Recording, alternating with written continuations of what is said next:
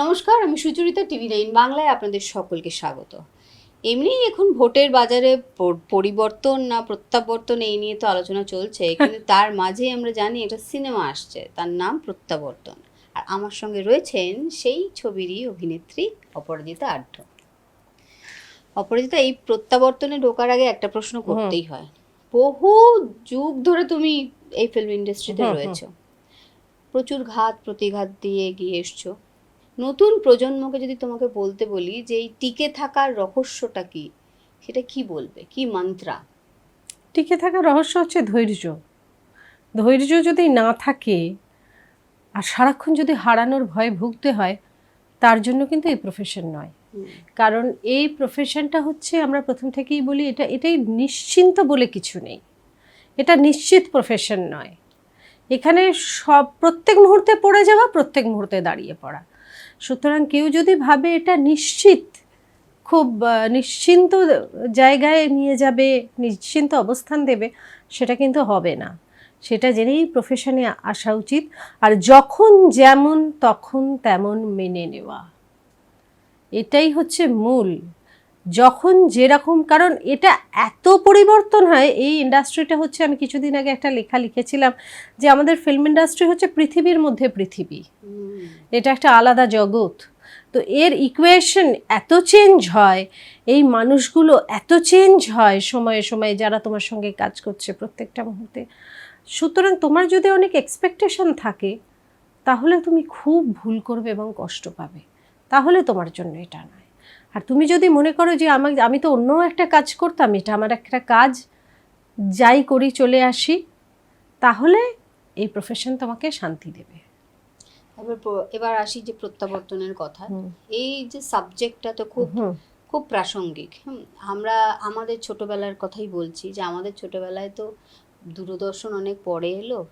আমাদের জাস্ট বেড়ে ওঠা, একদম শিশু থেকে কৈশোর এতে যাচ্ছি, সেই সময় এলো। এবং সেই সময় কিন্তু আমাদের বেশিক্ষণ টিভি দেখলে বাড়ির বড়রা বকাঝকা দিত। আর এখন সেখানে মানে বকাঝকা দেওয়ার ঊর্ধ্বে, মানে নতুন প্রজন্ম যারা, তারা ওই মোবাইল ওটার মধ্যেই আটকে থাকে। তোমার কি মনে হয় যে কিভাবে এই বিষয়গুলোকে রেস্ট্রিক্ট করা যেতে পারে নতুন প্রজন্মের থেকে? রেস্ট্রিক্ট করলে শুনবে কে? আমরা যেরকম কথা শুনতাম, আমাদের ভয় ছিল, আমরা ভয় পেতাম, এখনো ভয় পাই। এরা তো ভয় পায় না। বাবা মা মারবে মারবে, বা ওদেরকে আমরা ভয় পাই কিছু একটা করে নেবে। এই প্রজন্মকে আমরা কি ভয় পাই, কিছু একটা করে নেবে। আমার মনে আছে, আমি যখন ক্লাসে পড়তাম, আমার পেছনে আমার সোমা বলে একজন বান্ধবী বসতো, 11-এর কথা বলছি। তো ওর চোখ দুটো না নীল ছিল, কি সুন্দর দেখতে। আমি বসে থাকতো, ও আমার পিঠে অ আ এইসব লিখতো আর বলতো, বলতো কি লিখলাম, এরকম আর কি। এই খেলাগুলো ছিল আমাদের। এবার ওর জন্ডিস হলো, জন্ডিসেও এত কষ্ট পাচ্ছিল যে ও, মানে জন্ডিস থেকে পেটে বোধহয় কিছু একটা হয়েছিল, ও না তুঁতে খেয়ে নিয়েছিল, খেয়ে নিয়ে মারা যায়। এটা একটা হাওড়া শহরে মানুষকে 15 দিনের জন্য থামিয়ে দিয়েছিল যে এরকম ঘটনা ঘটতে পারে, কেউ এরকম করতে পারে। এখন প্রত্যেক দিন অলিতে গলিতে, এতে সমাজ মাধ্যমে সব কিছুতে দেখবে কোনো না কোনো ঘটনা এরকম ঘটছেই। মানে সামান্য সামান্য ব্যাপারে কোনো, মা হাত থেকে মোবাইল নিয়ে নিয়েছে, 19 তলা থেকে ঝাঁপিয়ে পড়লো। সুতরাং এই জেনারেশনকে যে বকে ঝোঁকে তুমি শেখাবে, যে পদ্ধতিতে আমরা শিখে এসেছি, এরা মানবেই না, এবং এটা করাও যাবে না।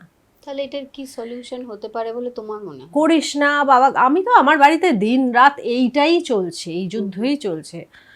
তো এই করিস না বাবা, এইভাবে বোঝানো, ওইভাবে বোঝানো।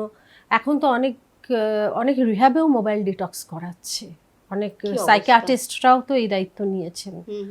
আমার দাদার যিনি ট্রিটমেন্ট করেন, তিনিও এই চিকিৎসা করেন। সুতরাং ওটাই এখন পদ্ধতি, থেরাপি। এবং বা যতটা সময়, দেখো মোবাইল হচ্ছে এখন অপরিহার্য।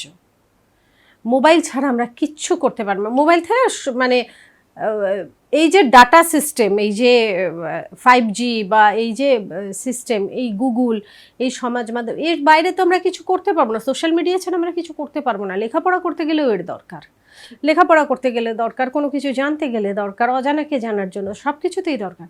কিন্তু এই প্রযুক্তির যে ভয়াবহতা, এটাকে বন্ধ করার জন্য আমাদেরকে কন্টিনিউয়াস বোঝাতে হবে পরের জেনারেশনকে। তাহলে এই যে প্রত্যাবর্তন যে ছবির বিষয়বস্তু, এটা তোমার মনে হয় এটা দর্শকদের কোথাও গিয়ে একটু সজাগ করবে? যার জন্যই তো সেন্সর বোর্ড এটাকে 13+ দিয়েছে, মানে 13 বছর থেকে দেখতে পারবে, স্কুলে দেখাতে বলেছে এই ছবি স্কুলে দেখাবেন, এবং এই ছবিটা প্রত্যেকের দেখা উচিত, মানে 3টে জেনারেশনের গল্প, আমাদের আগের জেনারেশন, আমরা এবং আমাদের পরের জেনারেশন, এবং তার সঙ্গে প্রত্যেকটা স্কুল টিচারের দেখা উচিত, প্রত্যেকটা মানুষের দেখা উচিত। কারণ আমরা এখন যে স্রোতের মধ্যে দিয়ে যাচ্ছি, সোশ্যাল মিডিয়া যে স্রোত, যে ওয়েবের মধ্যে দিয়ে আমরা যাচ্ছি, সেটা একটা মানে সুনামির পর্যায়ে চলে এসেছে। সুতরাং এটাকে থামাতে গেলে এই ছবিটা এখনকার যুগে এই সময় দাঁড়িয়ে খুব বাস্তবসম্মত ছবি। এখন সোশ্যাল মিডিয়ার কথা তুমি বললে, আমরা রিসেন্টলি জানি রাহুলের ঘটনাটা যখন ঘটলো, সোশ্যাল মিডিয়ায় নানান রকম কথা, নানান রকম বিষয় তখন উঠে আসে, ওর পুরনো ইন্টারভিউ সব কিছু উঠে আসে। এবং এই যে সোশ্যাল মিডিয়াতে এইভাবে অ্যাক্টিভ হয়ে যাওয়া সকলের, এই বিষয়গুলোকে কিভাবে দেখো তুমি? অ্যাকচুয়ালি এখন মানুষের কি হয়, মানুষ তো মানুষের সঙ্গে কথা বলে না, আড্ডা দেয় না, কিছু করে না কারোর সঙ্গে কারোর। এটা একটা সংযোগ মাধ্যম তৈরি হয়েছে যে সবেতেই আমাকে কথা বলতে হবে। একটা যখন আমরা একটা ধরো সভায় আছি, সেই সভায় কেউ হয়তো একটা বক্তৃতা দিচ্ছে, একজন বড় ব্যক্তিত্ব, ওকে, কোনো কথা বলছে, একটা মানুষের কিন্তু গার্ডস লাগে যে তার এগেনস্টে উঠে প্রশ্ন করার। এই জন্যই জার্নালিস্টরা তৈরি হয়েছে, এই জন্যই দুধে জার্নালিস্টরা বলে না, ওই জার্নালিস্টের খুব নাম, কারণ ওর গার্ডস আছে প্রশ্ন করার, কারণ ওর প্রশ্ন করাই কাজ। কিন্তু আমার নেই, আমি কিন্তু করতে পারবো না। কিন্তু সোশ্যাল মিডিয়া এমন একটা মাধ্যম, তোমাকে তো সামনে যেতে হচ্ছে না, আমাকে তো কেউ চিনছে না, আমাকে তো কেউ করছে না, সুতরাং আমি যা খুশি তাই বলতে পারি, আমার যেটা মনে হচ্ছে আমি তাই বলতে, আর বলে একটা ভেতর ভীষণ আনন্দ হচ্ছে, একটা প্লেজার কাজ করছে। এটাও এক ধরনের অসুখ, যে আমি অপমান করে, আমি খারাপ কথা বলে, যেগুলো আমার সঙ্গে হচ্ছে আমি তাকে বলতে পারছি না, আমি অন্যকে বলে আমি খুব আনন্দ পাচ্ছি। এটা এক ধরনের ব্যাধি, এবং ব্যাধিটা দিন দিন বাড়ছে। রাহুলের প্রসঙ্গ এলো যখন, একটা প্রশ্ন না করলেই নয়, তুমি এই বিষয়টাকে কিভাবে দেখছো? ওর এই ঘটনাটার পরিপ্রেক্ষিতে আর্টিস্ট ফোরাম যেভাবে পরপর পদক্ষেপ নিয়েছে বা যা হচ্ছে এখন। আসলে আমরা যখন তিলোত্তমার জন্য সবাই খুব আন্দোলন করতে শুরু করেছিলাম না, তখন সবাই ভাবছিল বিচারটা কালকেই আসবে বা 7 দিনের মধ্যে আমরা পাবো। এটা তো হয় না। কেরলে সেম ঘটনা একটা ঘটেছে, একজন নানের সঙ্গে একজন প্রিস্টের এইরকম একটা ঘটনায় হয়েছিল, এবং কেরল ভেঙে পড়েছিল আজ থেকে 30 বছর আগে। 30 বছর কিন্তু কেস চলছে, তার মধ্যে 4বার সিবিআই হয়েছে, জজ পাল্টেছে, লয়ার পাল্টেছে, সাক্ষীরা মারা গেছে, মানে বিভিন্ন ধরনের ঘটনা ঘটেছে, কিন্তু ট্রায়ালের সময় লাগেই আমাদের ভারতীয় সংবিধানে। সুতরাং আজকে এইটা উড়িষ্যা পুলিশের হাতে চলে গেছে, এই তদন্ত তারাই করতে পারবে, এবং তারা যেটুকু বলবে এবং যে সময় বলবে সেটুকুই আমরা জানতে পারবো। এটা না আর্টিস্ট ফোরামের হাতে আছে, না ফেডারেশনের হাতে আছে, না আমাদের হাতে আছে, না যেখান থেকে ঘটনাটা ঘটেছে তাদের হাতে আছে। সেখান থেকে দাঁড়িয়ে আর্টিস্ট ফোরামের একটা বিষয় যেটা তারা অনেক বেশি এখন সচেতন হয়েছে, যে ইন্স্যুরেন্স, এক্স্যাক্টলি, এটার দরকার ছিল। আসলে কি জানিস তো সুচরিতা, আমি যখন প্রথম অভিনয় করতে এসেছিলাম না, তখন আমাকে না একটা এরকম বড় সাপ দেয়া হয়েছিল হাতে। এখন তো আমাদের এগুলো গ্রাফিক্সে করে নেওয়া হয়, তখন সাপ টাপ সব জীবজন্তু আনতে হতো, এখন ম্যাক্সিমামটাই গ্রাফিক্সে হয়। তো আমি সাপ ধরে অভিনয়, আর শ্রীলাদি তো মনে হচ্ছে সাপের বাড়িতেই থাকে, শ্রীলাদি, তার আগে শ্রীলাদি, নাগবতী ফাগবতী অনেক ছবি করেছে, শ্রীলাদি এটা অভ্যস্ত, এবং সেই জায়গায় শ্রীলাদির সঙ্গে আমি আমার স্বপ্নেও কোনোদিন কল্পনা করে দেখিনি। এবার তখন আমাকে ডিরেক্টর কি তখন আমি একদম নতুন আর সবাই হাসছে, হ্যাঁ, এবং ডিরেক্টর আমাকে বলছে, জানো না, লজ্জা ঘেন্না ভয় 3 থাকতে নয়, তার নাম অভিনয়। এবং তারপরে আমি ওই কথাটাকে ভেতরে বসালাম এবং তাই করলাম। এবং আমাদের শুটিংয়ে তো পদে পদে রিস্ক, এই এখানে আগুন লেগে যাচ্ছে, এই বাটার পেপারে দাউ দাউ করে আগুন ধরে গেল, এই শর্ট সার্কিট হয়ে গেল, রোজই হয়, রোজই এর মধ্যে দিয়ে।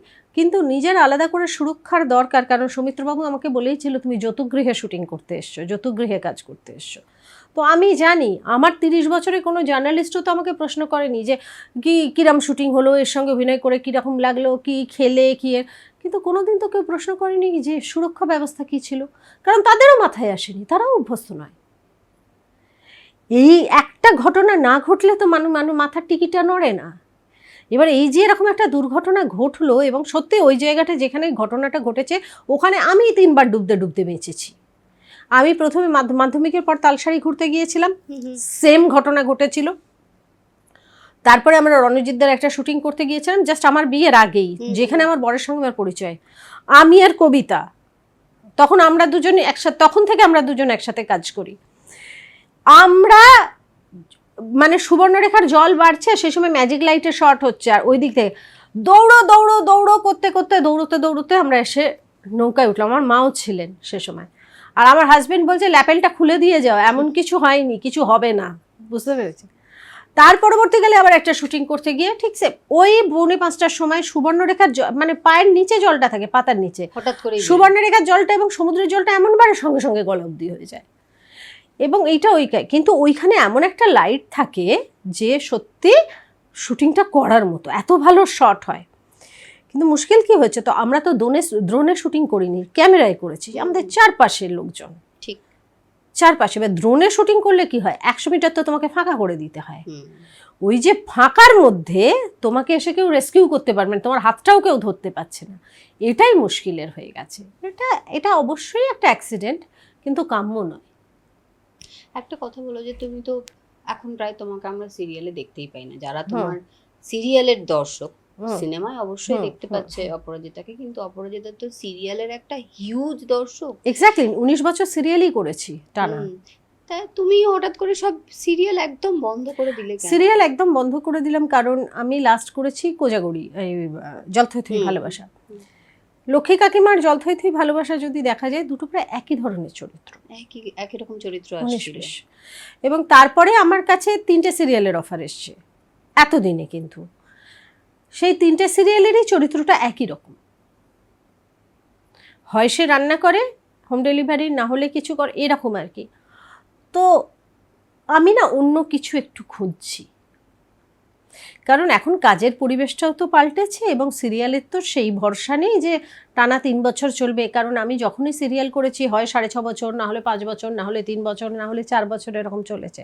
এখন তো সিরিয়াল 5 মাস চললে অনেক বড়, অনেক বিরাট ব্যাপার। এবার 5 মাসটা কি হয়, 5 মাস ইনভেস্ট করতে গেলে, বা আমি ধরলাম 3 মাস চললো, 3-4 মাস ইনভেস্ট করতে গেলে আমাকে কি হয়, সমস্ত কাজগুলোকে না বলতে হয়, আনপ্রেডিক্টেবল হয়ে যায়। কারণ মেগা সিরিয়াল করলে সব কাজ করা যায় না, ভুল ইনফরমেশন যায় হায়ার অথরিটির কাছে, ডেট দিচ্ছে না, এই করছে না, সেই করছে না, এটা একটা মুশকিলের ব্যাপার। সব মিলিয়ে মিশিয়ে যদি খুব ভালো চরিত্র না হয়, সব দিক দিয়ে খুব ভালো চরিত্র, ঠিকঠাক টাকা পয়সা সবে, তাহলে মানে আমাদের একটু থামতেই হয় আর কি। অপরাজিতা দেখো, যেহেতু তুমি সিরিয়ালের প্রসঙ্গ এলো, যে 19 বছর সত্যি তুমি সিরিয়াল করেছো, তোমার অভিনয় করা চরিত্রগুলো মানে দর্শকরা এখনো চোখ বন্ধ করলে দেখতে পায় তাদের, তোমার ওইরকমই ইম্প্যাক্ট ছিল। সেখানে লীনাদির সঙ্গে তোমার এতদিনের একটা সম্পর্ক, খুব ভালো সম্পর্ক, এত চরিত্র দিয়েছে তোমাকে, ভালো ভালো চরিত্র দিয়েছে, সেখানে লীনাদির যখন এই ঘটনাটা ঘটলো, যেটা নিয়ে আর্টিস্ট ফোরামেরও একটা মানে আক্ষেপ, যে উনি নিজে থেকে এসে সামনে সবার সঙ্গে বসে কেন কথা বললেন না, বা এরকম 2-3 রকম বিষয় উঠলো কেন, তুমি এটাকে কিভাবে, এত ভালো সম্পর্ক, তুমি কখনো লীনাদির সঙ্গে এর মধ্যে কথা বলেছো, বা কি তোমার মনে হয় যে এই পার্সপেক্টিভটা কেন হলো? আসলে লীনাদির সঙ্গে না এই ঘটনাটার পরে আমার কথা হয়নি, ঘটনাটার আগেও কথা হয়নি অনেকদিন। তার কারণ হচ্ছে যা হয়, কাজ না করলে তো অনেকদিন কথা হয় না, সেই কথা হয়নি। তবে আমার যেটা মনে হয়েছে যে হঠাৎ করে লীনাদি কিন্তু রাহুলকে খুব ভালোবাসতেন, ওদের খুব ভালো সম্পর্ক ছিল। তো হঠাৎ করে এরকম একটা ঘটনা ঘটে যাবে, মানুষের মাথা কাজ করে না, না কিং কর্তব্য বিমূঢ় হয়ে একটা কথা বলে দিয়েছে। সেটা মানে আমি অনেক সময় দেখেছি অনেক ভুল কথা অনেক বধির লোক বলে ফেলেন, যে মানে ওই সিচুয়েশনে পড়ে। ওই আমার মনে হয় সেটাই হয়েছে।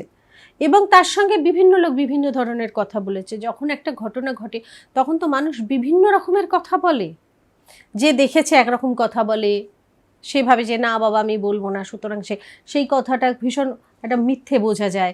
যে দেখেনি সে একরকম ভাবে বলে, যে দূরে, মানে বিভিন্ন কথা, এই বিভিন্ন কথার পরিপ্রেক্ষিতে এই ঘটনাটা আজকে এই জায়গায় গেছে। কারণ এটা নিয়ে ওনার সঙ্গে আমার কোনো কথা হয়নি। তোমার যেহেতু বললে যে এত ভালো সম্পর্ক, তোমার মনে হয় যে ওনার দিক থেকে আরো বেশি ওনার সামনে এগিয়ে এসে আর্টিস্ট ফোরামের সঙ্গে বা সকলের সঙ্গে কথা বলা কি উচিত? দেখ, আর্টিস্ট ফোরামের সঙ্গে কথা বলা তো উচিত ছিল। আমার মনে হয় ওনার মানে পক্ষ থেকে কেউ কথা বলেছেন, আচ্ছা, বলেনি আমার এটা মনে হয়নি, বা আমি জানি না, সেটা বড়রা বলতে পারবেন যারা এই জিনিসটা নিয়ে এগিয়ে গেছেন। তো এখন তো আর্টিস্ট ফোরামের অন্য লোকজন, এখন ডিরেক্ট আর্টিস্ট ফোরামে কিন্তু আমি নেই, আমি আচ্ছা। আর্টিস্ট ফোরামের সদস্য, কিন্তু আমি ডিরেক্ট আর্টিস্ট ফোরামের সঙ্গে যুক্ত নই। সুতরাং তারা বলতে পারবেন, কিন্তু আমার মনে হয় যে ওদের কারোর সঙ্গে ওরাও কথা বলেছে, এর কথা বলেনি, এটা আমি বলেছি কি বলেনি আমি জানি না, কিন্তু আমার মনে হয় বলেছে। এবং হয়তো লীনাদিরাও অপেক্ষা করে আছে যে তদন্ত তো হচ্ছেই, এফআইআর হয়েছে, তদন্ত হচ্ছে, এবং ওরাও নিশ্চয় ওরাও যথেষ্ট পাওয়ারফুল, ওরাও ওদের থেকে ওদের খুব ক্ষমতা, তো ওরাও ওদের মতো করে ব্যবস্থা নিশ্চয়ই করছে, ওরাও নিশ্চয়ই উত্তর দেবে এবং সামনে আসবে ঘটনাটা। এবার দেখো আরেকটা বিষয় একটু জানতে চাই যে যেহেতু ওই ভোটের উত্তাপ চলছে, যে সরকারই আসুক, অপরাধ তোমার কি মনে হয় নতুন সরকারের কাছ থেকে তুমি প্রথমত কি চাইবে, মানে কি দাবি একজন ভোটার হিসেবে, একজন নাগরিক হিসেবে? দেখো, একজন ভোটার হিসেবে, একজন নাগরিক হিসেবে আমি তো সবার আগে চাইবো যে বাচ্চাদের এবং মেয়েদের সুরক্ষা, যেটা যে সরকারই আসছে দিতে পারছে না। কারণ আমি তো আর কালকে মায়ের পেট থেকে পড়িনি, আমি তো সিপিএমের খুব খারাপ সময়টা দেখেছি, সিপিএমের খুব খারাপ সময়, এবং আমি মধ্য হাওড়ার মেয়ে, বুঝতে পারছো আমি কি কি দেখেছি। এবং আমার বাড়ির ঠিক এই ডিস্টেন্সে ভোট কেন্দ্র ছিল, অনাথ বন্ধু সমিতি, এখনো সেখানেই ভোট হয়। সুতরাং ভোটে কি কি হতো সেটাও আমার দেখা, কেউ আমাকে গল্প দিতে এলে শুনবে না। আর এখন যারা সিপিএম করে তারা তখনও জন্মায়নি, আজ থেকে 30-40 বছর আগে। তো আমি এই সময়টা ফেস করে এসেছি, আমরা সকলেই ওই সময়টা দেখেছি। এবং তাদের একটা বিরাট সংখ্যক মানুষ আজকে মানে রুলিং পার্টিতে জয়েন করেছে, এখন যারা আছে, কিছু তো অবশ্যই মারা গেছে। কিন্তু সিপিএম এর কিছু মানুষের একটা আদর্শ ছিল, যারা হয়তো প্রমিনেন্ট নয়, কিন্তু তাদের একটা আদর্শ ছিল, তার একটা শিক্ষা ছিল, তারা সেই জায়গাটাকে লঙ্ঘন করতে পারতেন না। এবং এখন যে যে ধরনের ঘটনা ঘটে সেগুলো খুব আনএক্সপেক্টেড, মানুষই করে। সরকার তো সবার বাড়িতে গিয়ে, প্রশাসন তো আর বসে থাকবে না, এই তোমার ছেলে এই করবে না, তুমি এই করবে না, তুমি সেই করবে না, তুমি এরকম ঘটনা, সেগুলো খুব আনএক্সপেক্টেড রাস্তাঘাটে। এবং মানুষের যে ধরনের মেজাজ, এবং আমি বহু জায়গায় গিয়ে দেখেছি, এটা আমি বলতে পারি, যে যারা একটা পোস্ট হোল্ড করছে, আমি নেতা মন্ত্রীর কথা বলছি না, তারা কিন্তু নয়, যারা একটা পোস্ট হোল্ড করছে এই পার্টিটার হয়ে, তারা তো উগ্র, তাদের অ্যাটিটিউড এত খারাপ। আমি যেরকম কোনো ফাংশানে যাই না, এই যে বিভিন্ন অনুষ্ঠান হয় না, বিভিন্ন ফাংশন হয় না, আমি কোনোদিনও যাই না। কারণ যারা এই ফাংশনটা করান, যারা নিজেদেরকে ওই পার্টির বলে যে আমি করাচ্ছি, উনি প্রধান বলেন, তারাই তো কেউ প্রকৃতিস্থ থাকেন, এবং তাদের এমন অ্যাটিটিউড, এবং তাদের হাবভাব দেখে মনে হয় যে তারাই সরকারটা চালাচ্ছে, এবং তারা তাদের এলাকায় রিপ্রেজেন্ট করেও সেটা তো আর আজকে আমার বাড়িতে আমি এখানে বসে আমার কোনো এক দেওর আমার দেশের বাড়িতে কি করছে আমার পক্ষে তো জানা সম্ভব নয়। কেউ যদি বলে তোমারই তো আত্মীয় হয়, তুমি তো কিছু করলে না, আমি কি করব? সুতরাং যারা মাথা, তারা তো জানতে পারছে না ওই লোকটা ওখানে কি লোকের ওপর অত্যাচার করছে, বা কি করছে, বা কি ধরনের ঘটনা ঘটাচ্ছেন, বা কি। এই যে এলাকার একটা প্রশাসন দ্বারা মানুষ খুব নিপীড়িত, রুট লেভেলে বল, এক্স্যাক্টলি। এলাকার প্রশাসন দ্বারা যারা মনে করে যে আমরাই সরকার বানিয়েছি, আমাদের জন্যই সরকার চলছে, তোমার জমি তুমি দেবে না মানে দিতে হবে, এটা কারণ এটা সরকার চেয়েছে, এইরকম ধরনের যারা কথা বলেন, আমার মনে হয় সেই দিকটা সবার আগে সচেতন হওয়া উচিত। হ্যাঁ, সুতরাং তোমার শেকড়টা যদি ঠিক হয়, তোমার গাছটা এমনিই ভালো হবে। দেখো, এই আমাদের টলিউড ইন্ডাস্ট্রিও তো এখন ওতপ্রোতভাবে জড়িয়ে গেছে রাজনীতির সঙ্গে। এটা কি ভালো হয়েছে না খারাপ হয়েছে? না, কখনোই আমি এটা বুঝিনি যে এটাই বা কিভাবে হলো। তবে আজকে দেখো, টলিগঞ্জ ফিল্ম ইন্ডাস্ট্রি রাজনীতির সঙ্গে জড়িয়েছে, কারণ সবাই চেয়েছে তবেই জড়িয়েছে, না চাইলে কিছু হয় না। সুতরাং এর মধ্যে টালিগঞ্জ ইন্ডাস্ট্রি যে আজকে পলিটিক্সের সঙ্গে জড়িয়েছে, এর মধ্যে সবাই জড়িয়ে আছে কম বেশি, আমিও আছি। আমার সঙ্গেও মমতা ব্যানার্জির সম্পর্ক খুব ভালো, আমি ওনাকে ভালোবাসি। আমার সঙ্গেও অরূপ বিশ্বাসের সম্পর্ক খুব ভালো। আমি খুব বেশি লোককে চিনি না, আমি পার্টির লোককে চিনি, কিন্তু ব্যক্তি বিশেষে আমি চিনি। সুতরাং এইরকমভাবেই কেউ না কেউ বিভিন্নভাবে জড়িত, এবং বহুজন আমাদের হয় সাংসদ, না হলে এমএলএ, না হলে এমপি, না হলে কাউন্সিলর, বাচ্চা মেয়েরা এখন সব বিভিন্ন এতে আছে পোস্টে। সুতরাং তারা তো এই টলিগঞ্জ ইন্ডাস্ট্রি এবং রাজনীতি একসঙ্গে তো জড়িয়ে গেছে, এটা তো কিছু করার নেই। একটা সময় আমরা যেরকম ছিলাম যে পার্টি, মানে সিপিএম যখন ছিল, তারা ভেবেই দেখতো না যে খুব বড় বড় মাথাদের সঙ্গে, হয়তো গৌতম ঘোষের সঙ্গে বুদ্ধবাবুর ভীষণ ভালো সম্পর্ক ছিল বা এরকম ব্যাপার ছিল খুব, কিন্তু আমরা তো কোনোদিন ভেবেই দেখিনি এটা হয়। কিন্তু এই যে মমতা ব্যানার্জি সত্যিই আর্টিস্টদের খুব ভালোবাসেন, সত্যিই খুব স্নেহ করেন, সত্যিই পাশে দাঁড়িয়েছেন, এবং তার সঙ্গে পুরোটাই জড়িয়ে গেছে। এটা মানে না চাওয়ার না চাওয়ার ঊর্ধ্বে চলে গেছে, এটা এমনিই জড়িয়ে গেছে। অপরাজিতা, তুমি তো বেহালার ভোটার, বেহালার বাসিন্দা, এবং সৌরভ গাঙ্গুলিও এখানের মানুষ। আমরা জানতে পারছি যে সৌরভ গাঙ্গুলির বায়োপিকে তুমি সৌরভ গাঙ্গুলির মায়ের চরিত্র অভিনয় করছো। কতটা মানে মজা লাগছে ভেবে বিষয়টা? না, ভালো লাগছে। ওনার মা কি সুন্দর না, খুব মিষ্টি মানুষ। তো আগে আমাদের পঞ্চানন মন্দিরেও আমি ওনাকে অনেকবার দেখেছি। তো আমি আর এই যে এইটার জন্য না আমাকে খুব একটা কাঠখড়ও পোড়াতে হয়নি, কারণ ওরা যখন কলকাতায় এসেছিলেন আমার সঙ্গে দেখা করেছিলেন, তখন আমি বলেছিলাম, তখন বলেছিল অডিশন দেওয়ার কথা, আমাকে বলতে পারিনি। আচ্ছা। হ্যাঁ, তারপরে একদিন ওদের যে মানে কাস্টিংয়ের ছেলেটি সার্ভে, সে খুব গুঁই গাই করছে, ফোন করে আনলাম, কী হয়েছে বলো তো? না ম্যাডাম, আমাদের প্রোটোকলের মধ্যে আছে একটা অডিশন। আমি দেখো, আমার না কিউ দেওয়ার কেউ নেই, আর আমি তো অভিনেতা, আমার কিউটা প্রপার না হলে না আমি খুব পারি না।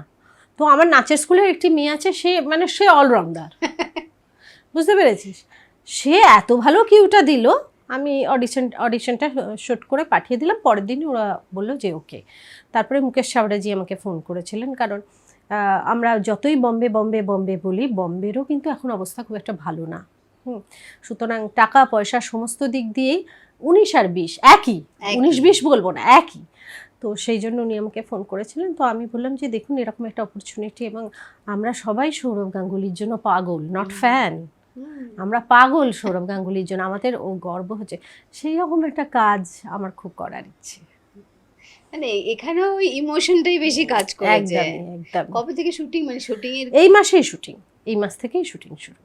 অনেক অনেক শুভেচ্ছা রইল তোমাকে এই ছবির জন্য, এবং দর্শকদেরকে বলবো আমরা কিন্তু সকলে অপেক্ষায় থাকলাম যে সৌরভ গাঙ্গুলির যখন বায়োপিকটা হবে তখন আমরা অপরাজিতা আঢ্যকে দেবো, এবং এরকম আরো নানান চরিত্রে প্রত্যেকটা ঘরে ঘরে দর্শক অপেক্ষায় থাকে অপরাজিতা আঢ্যের, এবং তিনিও আগামী দিনে হয়তো আরো নতুন নতুন চরিত্র উপহার দেবেন। ক্যামেরায় রজতের সঙ্গে সুচরিতা, TV9 বাংলা, কলকাতা।